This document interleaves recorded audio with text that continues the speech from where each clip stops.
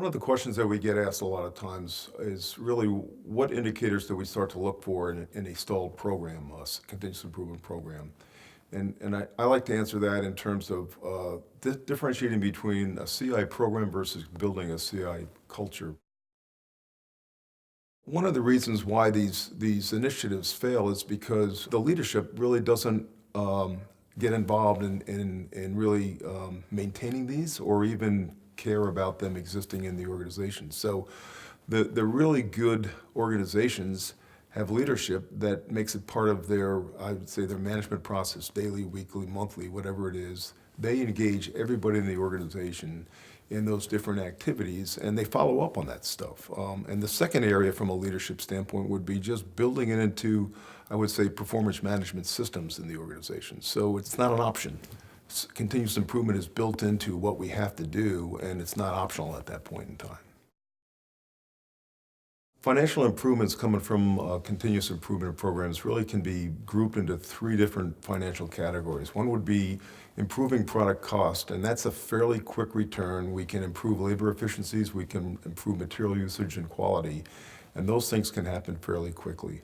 The second bucket of financial improvement really is in working capital, primarily in inventory.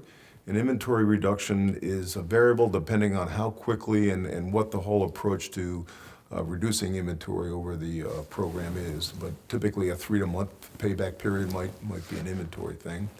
And then the third area would be revenue growth. So revenue growth comes in really two different areas. One is internal or internally generated, organically generated growth through new product development.